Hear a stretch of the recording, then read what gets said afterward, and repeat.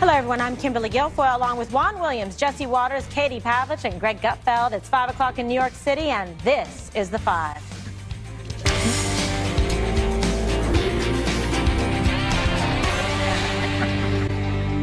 Major developments in the heated national debate on immigration. President Trump signing an executive order which will keep migrant families together in detention centers. The president explaining why he's taking action.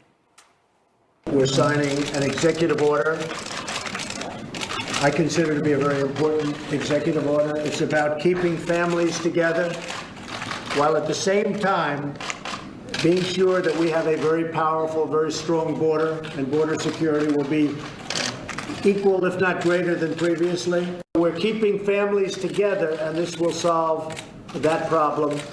At the same time, we are keeping a very powerful border, and it continues to be a zero tolerance. We have zero tolerance for people that enter our country illegally.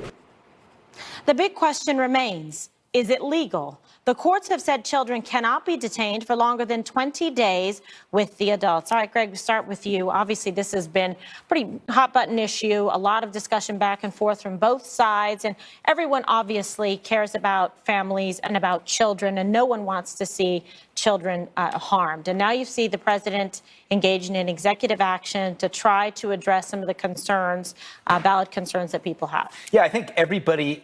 The problem with this issue has always been that everybody agrees the separation issue is bad. The problem is nobody had a solution. Nobody was offering solutions. They were offering a lot of anger and rage. Over time, though, you start seeing these ideas bubble up. What are you going to do? What are you going to do? My worry is, I worry about the intensity of anger and division that I saw this week as we got to this point. We have to admit that there's a torrent of rage that is out of proportion to the scenario. And don't say, oh, when you say that, you don't care. I do care. I said this was a problem. But I worry about this outrage that foments insurrection without coming up with a solution. We had I think it was 9 people killed in Chicago over the weekend. But I've never seen this kind of rage about anything. And I think you should also be aware that when we start talking about facilities and housing, this will not satisfy the people that are the loudest voices. They will not be satisfied. If it's a military base, they're going to say, how dare you put those children among soldiers carrying weapons? It's like a FEMA camp with those, I think you're going to expect more outrage, a different kind of outrage, because it seems to be working. But I want to reiterate, we all care, but caring isn't enough. You need solutions. And the problem that has always been with this story is that while the separation issue is real, the idea that half the country is demonic and bigoted is a delusion. And the more that you push that delusion, the more precarious the situation this country is in. If you blame half the country because you don't like their stance on immigration and you call them Nazis, that is dangerous. That's very dangerous. We're talking about 2,000 kids. We want to solve this problem. We're all there. Let's see what happens. This may not work out, but people are trying. Okay, people are trying. So it's a step definitely in the right direction. It's a very difficult issue that many administrations have tried to tackle, the issue of immigration, and trying to be compassionate, be understanding about families, but still respect, the rule of law. And you can't get to a place of compassion or empathy when you are accusing Border Patrol agents and ICE agents of being Nazis who are participating in tactics that were used in Nazi Germany. I mean, there's nowhere to start there. And the emotion has been so hot on this issue, as it has been in the past on issues of illegal immigration. This is nothing new. We can't really get to the truth of the problem here. The executive order is a good idea. Politically, it looks better for the president, considering the polling on this is bad. Ted Cruz introduced legislation, but it doesn't address the key issue here, which is why are parents separated, not parents, adults. And I use the word adults very specifically, because why are adults separated from children? Because in recent years, we've seen an exponential increase in smugglers pairing stranger adults with children and smuggling them to the border. And there is no way for agents to prove they're actually parents of these children that they're showing up with. And in the past, they've come to the border knowing if they show up with a child, they'll just be released. So the difference here is that they're not being released. But the problem also moving forward is you can't win. You had Kamala Harris tweeting after President Trump signed this executive order saying, well, this executive order is not enough now, even though parents and children are going to be detained in the same location. They can't be detained indefinitely. So they've moved the goalposts here on what is allowed. And their solution is to simply let them go into the interior of the country, which is exactly why we're in the position we are today. It's why we were there in 2014, and we will be there again in the future at this emotional state, probably even hotter if it continues this way without some solution about the problem of the unaccompanied minors or parents, adults who are coming here illegally with children. Yes. Okay, Jesse, obviously you should be concerned as well if you have a child coming in with someone who is not their parents or not their guardian or a legal relative.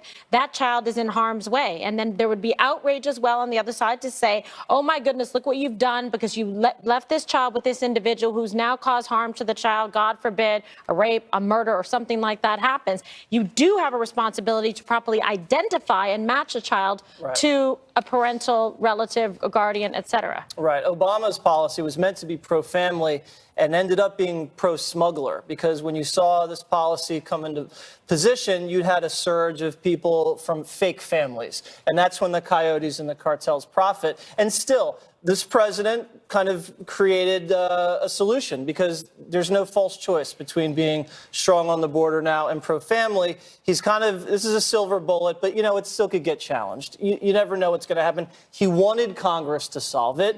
Congress didn't step up to the plate. Cruz had a standalone bill. Chuck Schumer said, I don't want to touch it. We want to keep this alive. And if you watch cable news today, some of these anchors kind of upset that the president solved the problem, because it seemed like they want to keep this story alive, which is really sick. I think the Democrats hurt themselves more on this issue than President Trump. President Trump looks like a man of action. He looks like he's compassionate. He has heart. And the do-nothing Democrats sat around and whined and complained and did absolutely nothing, like typical congressmen. So the media also lied about it. I mean, the media said from the jump, this was President Trump's policy. And now, when he comes out with an executive order, the Washington Post and the New York Times say, oh, you know what? This violates the 1997 court settlement that limits how long you can keep a child in confinement, and says this goes against the Ninth Circuit court ruling. So which one is it? You can't have it both ways, New York Times and Washington Post. So, hopefully Congress can step in and eventually do something, because this will be challenged in court. But right now, I guess it's a, smart solution, but you never know how it's going to play out. Juan, so the president had to step in with some, decisive action and leadership, because, Congress hasn't exactly been winning on this issue in terms of putting forward some positive, good solutions and results. So now you have a situation where the left is still upset, even though they were calling for the president to act, he's acted, and now they're still saying that there's an issue. I don't think it's just the left that's upset. I think a lot of people are upset by this and very emotional about it. And you see people ranging from Laura Bush to Arnold Schwarzenegger. I could go on. In fact, Mitch McConnell today said the majority of the Republican caucus in the Senate was ready to propose legislation to end this policy. And what you see is that President Trump, who said, oh, it's not a policy, it's something I did, it's something the Democrats did. Oh, guess what? He just signed a policy today, an executive order that ended it. So sounds to me like we know who lied here. It was the president. Not true. He said it was the Democrats' fault. It wasn't the Democrats' fault. It was his policy, and he undid his policy because he was losing. You think about it for a second. The Wall Street Journal editorial page today said this is costing Republicans heading into the midterms. It is that detrimental. You think about the fact that right now 67% of Americans say this is unacceptable. Most Republicans, I think it's like 39 to 34, said unacceptable. In terms of independence, 2/3 of independent voters said this is unacceptable. So President Trump reacted to the real politics here that were hurting him and hurting Republicans heading ahead of the midterms. When he talks about infestation, animals, criminals, he's dehumanizing immigrants. But when it comes to children, I think lots of Americans say this has gone too far. And, he says, oh, it's the Democrats' fault. or I don't have a policy. That's what Homeland Secretary Nielsen said. We don't have a policy. Oh, well, guess what? Today, the president signed an order undoing his policy. It's not a You don't see policy. human sex trafficking a problem, that you have to get the kids separated from people who aren't their actual That's guardians? a secondary, maybe even it's the number Tertiary, I don't. issue. It's The not a numbers, tertiary the issue. numbers are The key disturbing. issue here is- So child sex trafficking is a tertiary issue. Good to know, Juan. To this, the key issue here is Not true. separating children. 2,000 from parents. children. And From adults. Americans are very clear on this, although you might want to obfuscate and complicate the issue to try I'm to not. take away from children being separated from their I'm parents. bringing up Can I just a jump in real real fast? problem.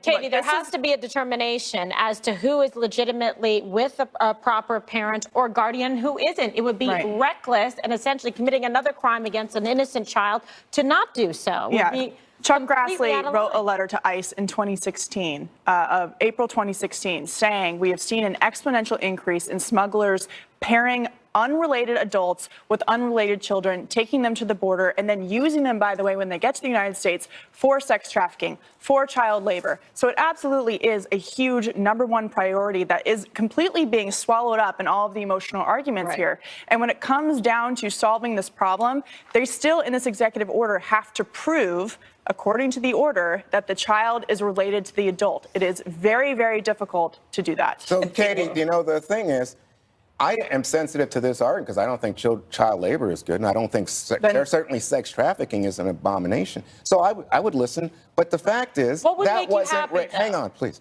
But that was not what was raised by the administration. They said this is part of a zero tolerance policy that's going to de-incentivize people crossing the border. But we have seen it didn't have that effect. This is not a policy one. This is the consequences that we saw this week and over the last couple of weeks are a consequence of people breaking the law. They have changed it now so children can be detained with adults in these centers together. But when you talk about the issues of what Kirstjen Nielsen, the Homeland Security Secretary, said on Monday, they are concerned about the well-being of these children because it's a liability for them when they are in their custody to make sure that they are not being abused, which is why they separate them. But Kimberly, again, that's you- not what was answer said Kimberly's by the question. president. That's what, right? Answer my question, which is what would make you happy? What do you think is a good outcome here? Because you're You quarreling cannot- with what the president has done. Yeah, I want to hear the solution. I'm dying for Dying it. to hear it too. The solution is obvious. That's what the president did. He happy ended that that did it, but I'm policy saying and said that you keep parents and children together. Okay. And So you you're don't. happy. Well, I am You're happy that he happy. did it, but I'm saying how many lies were told in defense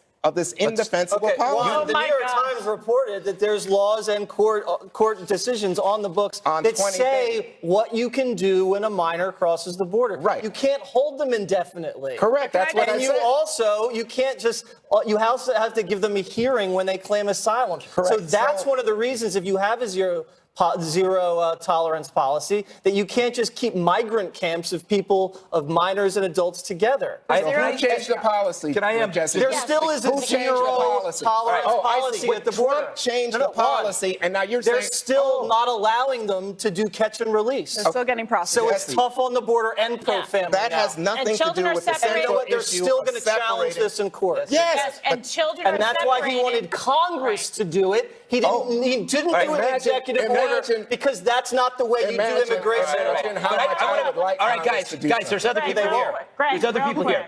Whenever We see you you, have Greg. I can see Democrats you. talking about gun control, what do they talk about? Closing the loopholes. Everybody's obsessed with closing the loophole. Where there are laws, there are loopholes. There was a loophole here in the immigration system, a broken system. We admit it's a broken system. The loophole allowed bad actors to take advantage of it by smuggling kids in to farms and for sex trafficking. This is a part of it, Juan. And the whole point is we're just like liberals. We want to close the loopholes. Why do you have a problem with closing a loophole? I also want to your point. You made a really good point about Grassley. Rob Portman was on top of this 3 years ago. Because he's from Ohio, where these poor kids end up at these labor farms. Republicans were on this years ago, but for some reason, no one cared. Why is that? But people do care. Now, because President Trump. What people There's an care election about is coming up. President Trump separating children from parents. That's the issue. Right. You're at step one, And they're Juan, get to separated step from, two. and they're separated from adults who are facing pending criminal charges or are suspected of trafficking. Step one You is get saying that? separation That's is wrong. protecting Step two is the children. solution. Go for a port of entry. Yeah, all right. three-card An Monty. outrageous attack against the president's 12-year-old son. Greg explains next. Stay with us.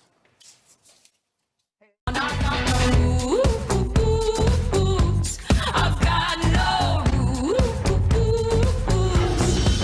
I've got the roots, but my home was never. Tuesday, the violent group Antifa tweeted out identities and locations of over 1,500 immigration and customs agents, and not to send them Christmas cards.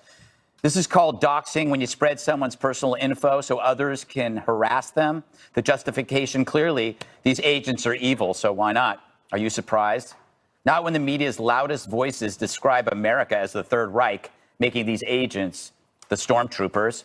Soledad O'Brien just tweeted, I guess we put to rest the question, Nazi Germany, could it happen here in America? On Twitter, actor Peter Fonda, do you remember him? Barely. Instructed the world to target the agents by surrounding their kids' schools and scaring the F out of them. Fonda also called for kidnapping Barron Trump to be put in a cage with pedophiles. That tweet got over 1,000 likes. He also called for Kristen Nielsen to be stripped naked and whipped. That got nearly 700 likes. Viva the resistance.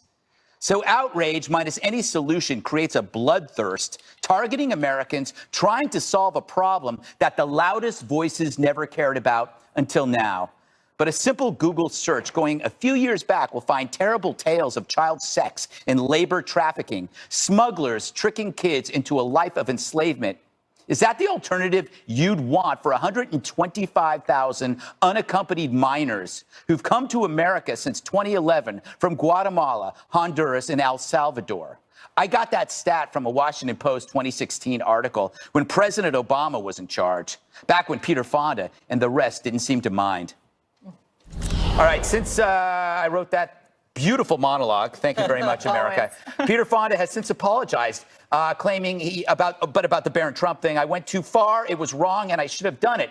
I believe he issued an apology because the Secret Service contacted him because he had broken a series of laws for threatening a family member of the president with kidnapping, number one, and bodily harm, which is, he was insinuating rape. Raping the child. I mean, when the left is comparing Republicans to Nazis, yet they're the ones that are fantasizing about child rape, assassinations, and beheadings, it doesn't make a lot of sense. And to, remember Jane Fonda? Jane Fonda posed on the top of North Vietnamese tanks, and then Peter said, "Hold my beer." Yes, exactly. Watch what I do to the president's son. The whole thing's sickening, and I know we talked about this before, but the left and the media, they threw a tantrum. They threw a tantrum, offered no solutions, and when the person came in and created a solution, they still don't know what to do with themselves. They're going to go on to the next disaster and try to call the next person Hitler or call the next person Nazi. It doesn't matter what this president does. They did it with the travel ban. They did it almost every policy. He's been compared to Hitler. I'm just curious to see what's going to be next. And they eliminated any positive feedback for North Korea. Kimberly, it strikes me as strange that the same people who resent calling MS-13 animals have no problem calling people stormtroopers and Nazis. No, I know. And I just want to address the Peter Fonda issue. I think it's particularly repulsive. It's reprehensible. I don't care that he apologized. Sorry isn't good enough. To say that a 12-year-old boy should be put in a cage with pedophiles so that he could be raped is absolutely disgusting. And this is an individual. It's just vile to even see his picture there. To say that to a child, I'm a mother of an 11-year-old, and for someone to say that for another child, for that to happen to them, it's really sickening when you see the level of depravity of the left when they behave, and Hollywood, in a way like this, to the point where Melania Trump had to call Secret Service to make sure to get this investigated because it's a real threat. When people see stuff like this, it's dangerous for a child to say something. I had this happen, Greg, when I had people going viral, when I had this whole Snoop Dogg and Bow Wow thing. Right. And people came after my son, who's 11, and did the exact same thing. And it was horrific. And this has to stop. And it's grossly irresponsible. And I don't even know why Sony would ever even put a movie out with a guy like this in it. He should literally they never won't work anymore. again. Why would they? Oh, I don't know. There should There'll be be some people- consequences. There'll be for people this in kind Hollywood of who will conduct. see him as a hero. Maybe Michael Moore. The same, yeah, exactly. You might get a TV show out of it, Katie. Is Yeah. he still on Twitter, by the way? I haven't checked. Because like, I did notice he deleted those deleted tweets. Yes, Because I yes, went to yes. try and find them, and I couldn't find Well, them. because underneath it, then there was all these calls for other members of the Trump family and for children, Oh, and yeah. they're going to come for that child. And, you know, this is the problem with the environment and dangerous environment it creates. Yeah, it's the initial statement, which he made, and I think he actually meant it. And then the mob that came to back him up on the statement is, I think, even more terrifying than the initial thing of what he said. This is a guy who has praised Roman Polanski, so I guess I'm not surprised this would be something that he would want to say. But this doesn't bring us any closer to a real solution about people's lives who are in danger, whether it's people in America whose families have been ripped apart by illegal immigration crime through drunk driving or murder, or whether it's parents who have sent their kids up with smugglers to the border through this harrowing journey, who are now stuck in this place where they don't know where they're going to go. Are they going to be put into a labor situation where they owe a smuggler a labor debt? Because that is a real thing. We don't know. And so this kind of language is horrific. It's awful. It has real life consequences. Yes. And there are people's lives right now, today, who depend on real solutions coming from Washington, D.C. and their local communities. And this guy isn't doing anything but making the situation worse. Juan, I'm not even going to ask you to defend this. I know you found it disgusting. No, I mean, to me, it was a poorly worded tweet, offensive language used. But what strikes me from this very conversation is you guys delight in it because, again, it takes away from the fact. Delight in it? No, Yeah, you delight in it because it takes away from the conversation focusing on what President Trump did that is antithetical to American values, So to that family justifies it. values, Good. to separating a 4-year-old, imagine, 3-4-year-old in bed, Now not you're knowing diverting. where his or her parents are, and you're saying, oh, well, that's These not are- the issue. The these are issue is some totally- Hollywood celebrity acting like a fool. What's the foolishness is people are saying the president did something here, Republicans, Democrats, Independents, that is just abhorrent And to that who we are justifies as an this American behavior. people. Yes, Got it. it Got doesn't. No, I yeah, didn't it say it doesn't justified. You definitely No. are defending it. No, what I said You're was you're defending it. delighting in it because it gives Nope. you an opportunity accuse to me of change the delighting. conversation. It's my job to write from monologues. What is You the and the central left was, issue? was delighting in this story because Oh, to gosh. distract from IG Listen. and Oh, his my Singapore gosh. summit. I wanna You take- guys no, I can wanna go take on and issue on with with the the team hold on. sports stuff, but this is this the isn't reality. team sports. This God. is about the safety and protection of children. Yes, it That's is, what and this that's is why about. the And president's policy is so What unpopular. Peter Fonda did is indefensible, and there are two totally nobody's separate. defending it, but two why to- celebrate well, it? I thought you You just said did. it was just poorly worded. It Poorly calls worded. for a Terrible. criminal sexual I just said act that. by sexual predator. I guess Mein Kampf is against poorly a worded. child. That's No, not. this is that's to not me. poorly This is worded. not the issue. All right. But you choose to focus on it because it gets you away. Yeah, that's from it. your No. own You're problem. mind No, reading, you just said Juan. it was You're mind poorly reading worded. again. Get your crystal ball. That's not what I'm thinking. A top congressman making a disturbing new allegation that could deal a huge blow to the Clinton email and Russia investigations. Stay with us.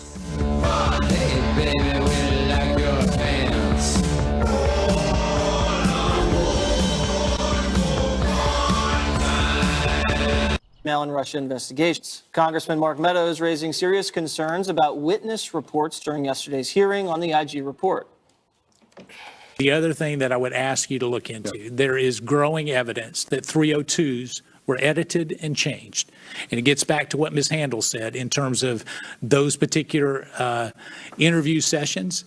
And those 302s, it is suggested that they were changed to either prosecute or not prosecute individuals, and that is very troubling. The president's lawyer, Rudy Giuliani, also weighing in on the bias at the Bureau. We believe there may be two of the people with similar biases expressed in text that are presently working on the investigation. If that's the case, then how can you trust anything they're doing in this investigation?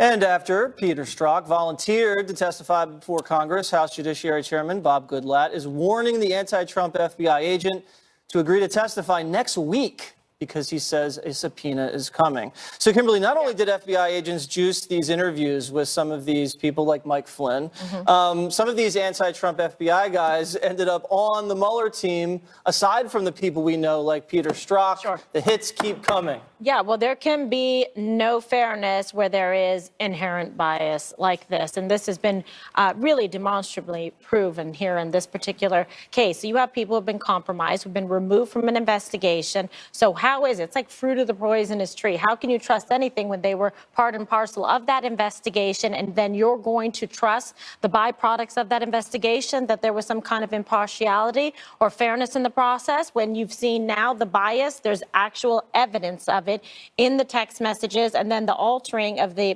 FD 302 forms, which actually are entered into evidence during proceedings. They are actual legal documents that comprise sort of the notes of interviews, et cetera. So when you have somebody admit that they've altered those documents, any of those particular 302s that were proffered by people like McCabe, et cetera, in other cases, those investigations have been compromised as well. So this is really like fraught with legal problems, implications in terms of any of the ongoing investigations, including the Mueller probe that's been going on and on forever, like years of Christmas past. And now you have this revelation coming forward, and two additional agents that showed bias and that were anti-Trump. So this is the big revelation coming out of all of this, is saying, wait a second, that's why the president is saying this is something, this proves his point, and this is a witch hunt against him, et cetera, et cetera. And you have all these people that were really out to get him. And can you imagine, we're actually talking about the FBI. And one of the people most out to get him, Peter Strzok, may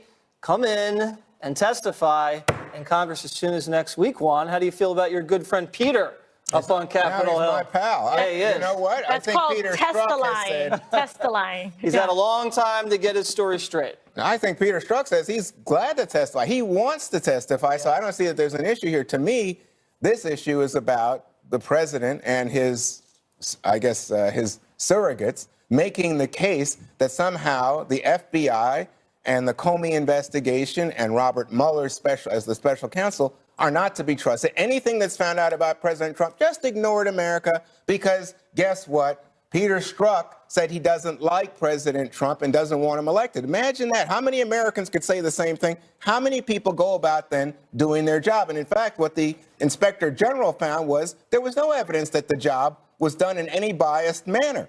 But the larger point here is, if anybody has a complaint, it's Hillary Clinton. Because guess what? That's what Comey did. He came out and made an announcement that tremendously hurt her chances, not only in June, but then subsequently 10 days before the election. Recently, she said she deserved an apology. He says no. That's the real fight. Yeah. And now President Trump tries to jump in and say, hey, I can get off of this too. I'll tell my supporters this thing is a total witch hunt. What did Giuliani say? Now we should investigate the investigators. How ridiculous is Well, that? you know the what's Inspector ridiculous? General is investigating the investigator. so it's That's not the that entire ridiculous, job. Yeah, right. we have Michael Horowitz's entire job is investigating and holding accountable the investigators. Yeah, So he's it's not at a the foreign. Justice It's not a Department. foreign. Right. It's not a foreign concept to look into why decisions were made and whether they were made Right, under the guise of ethical subsequently. behavior, which, by the way, he said it wasn't during his testimony this week. But my favorite thing about the Peter Strzok statement from his attorney is that they're now concerned that this investigation into him has been tainted with political bias and that he's going to be treated unfairly. Imagine how it is when you're a witness in an FBI case or a subject of an investigation and you know that the people in charge have the same biases. You know, Greg, if someone locked you up and you found out that police officer hated the Gutfeld monologues and hated Fox News, you'd scratch your head and you think, And the Gutfeld maybe the show. fix was in. Well, it raises the question, what proof of bias do you need beyond the investigator saying, I'm stopping Trump? I mean, what do you need? Do you need an actual plan, a Nancy Kerrigan-styled, attack? Do you need that? I mean, imagine if the left had an email from Trump that said, call Putin. We must stop Hillary. I think they would call that bias. But I'm honestly, I They're picked still looking for that. I picked the wrong time for a summer vacation.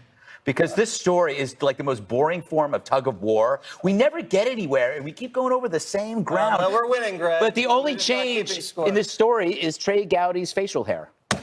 Well, you know how I know it was never biased, evolving. Juan? It's because all of Hillary's people, they destroyed evidence, lied to the FBI, they all got immunity, and then Trump's guy gets a date wrong, and they're going to lock him up for a year. And real quick, Cernovich reported this back in February that it was altered, the 302 of the interview of General Flynn, so that McCabe struck all of them.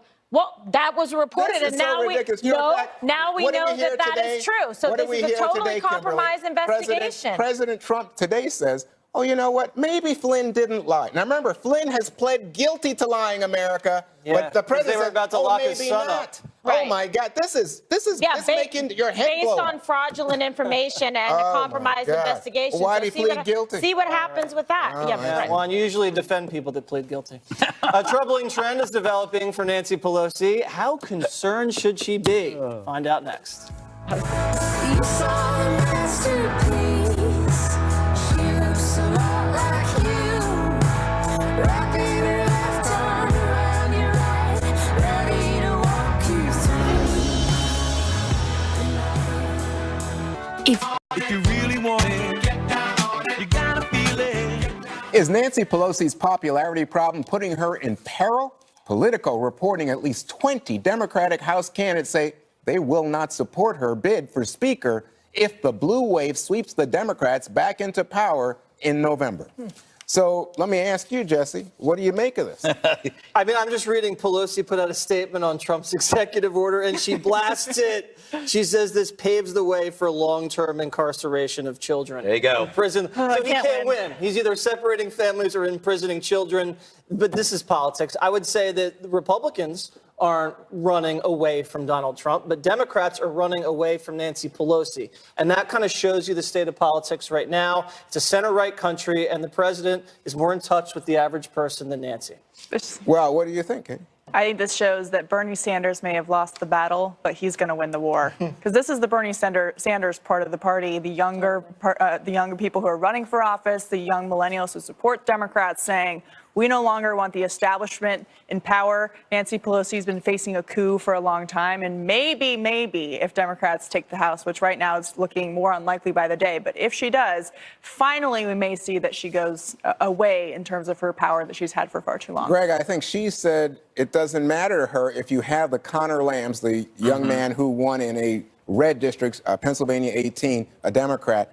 And he said, you know what, I'm not going to vote for her. And her response, that's fine, as long as Democrats win.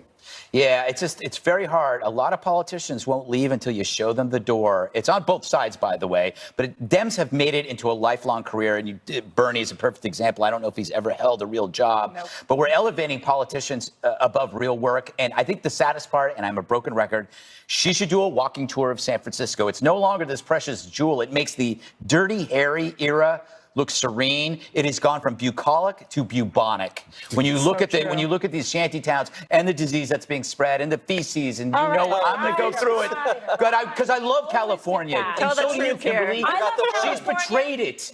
Hello, I left San Francisco and Yeah. it was in very good shape, and it's very Yeah. upsetting to me to see what's happened now because It's rich people really upsetting. and people suffering. That's all it is. It's just it's a very bipolar in terms of the divide there and what the areas that are nice, the areas that are not, and it's shameful. 'cause So it let me used to be ask one you of the this. Let me most put it to you beautiful this way, places. Kimberly. Yes. 60% of registered voters I told would like to Washington. disclose that I used to be related. Nancy Pelosi. 60% of voters told Washington Post in April it's no importance to them if a candidate supports or opposes Pelosi. But I'm thinking to myself, most voters don't like Congress. They have a negative perception of Pelosi, of Paul Ryan, of Mitch McConnell. Sure. So what difference does this make if some people say, yeah, I wouldn't vote for Pelosi? Doesn't that just take away the potential for Republican ads that would link them to Pelosi? Well, right. I mean, it's a problem for the party because she's the head of it. So when you have record disapproval for, Congress, and this is the person that's been heading it up for the whole time. Hello. Yes, they're saying, listen, no mas, no mas. So none of the Democrats, they don't want this. They're going to go hard left. People like, yes, Elizabeth Warren, Kamala Harris, Bernie Sanders. That's the future and the face of the Democratic so they go Party. farther to the left. Yeah, absolutely. Oh, I They're going to see. go even further to the So left. maybe the Republicans now would like Just Nancy like the whole Pelosi. California delegate, they're not. All She's right. the A failed refreshing policy take of the past. from Hollywood. God is real. God loves you. God wants the best for you. The speech everyone's talking about, that's next on The Five.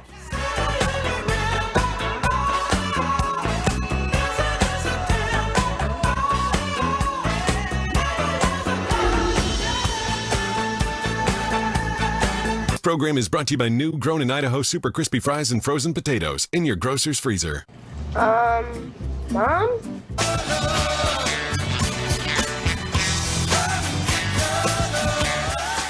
Well, we are used to seeing Hollywood stars at award shows attacking President Trump and pushing a liberal political agenda. But an A-list actor, Chris Pratt, is making headlines for a powerful and inspiring message to his fans while accepting the Generation Award at the MTV Movie and TV Awards. God is real. God loves you. God wants the best for you. Believe that. Learn to pray. It's easy, and it's so good for your soul. People are going to tell you you're perfect just the way you are. You're not. You are imperfect. You always will be, but there is a powerful force that designed you that way. Greg, pretty brave. It's refreshing. However, the real story is that these awards still exist, and that MTV still exists because I used to live for this stuff and live tweet it. I didn't even know this was on. MTV is now as irrelevant as a man bun. Aw. Jesse, your thoughts? I think Hollywood stripped his award after the show because he was so insulting. I mean, I would just say that he's brave, but we get away with this stuff if you're a good-looking leading man in Hollywood. You can get away with anything. He's a heartthrob. He can say anything. But Kimberly, what about his advice? He went to accept this award and gave 9 pieces of really good advice. You know, learning to pray, it's an easy thing to do. Saying that you're not a perfect person, you have to improve in life and grow. I mean, it seems like that is contrary to a lot of what we hear at all these other award shows. Absolutely, and I thought this was very refreshing. And so he's not only dreamy, he's inspirational. Megan Albano's our producer, Celebrity Crush. I just outed her. Oh, man. Well, I thought did I out was. you. No, it's not you, definitely. Pretty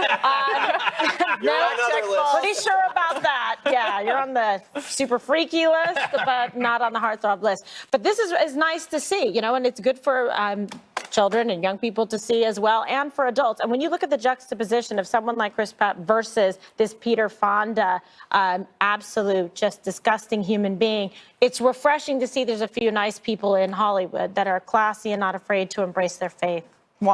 Different than the Tonys and Robert De Niro yelling the F word. Well, I just think this is, to me, the real news here is, you know, you get somebody up on the stage who says, you know, God is real, God is important, prayer is real, grace is real. To me, these are Christian values. You know, I guess the difficulty people say, why are you proselytizing, using this pulpit in a way that's not about Hollywood, not about awards. But I guess you guys are excited because he didn't say something anti-Trump, am I right? I'm just excited that he said something different than what we hear in this droning on of unoriginal thought at these award ceremonies. Handsome leading man right here. I don't hear praise of God every day from Jesse, right? I mean, I say it every day once I leave the set. Thank God about it. Imagine what I say. He says every time we Repeat what you say, Juan. All right, one more thing. Up next. Hooked on a feeling. I'm high on believing that you're in love with me.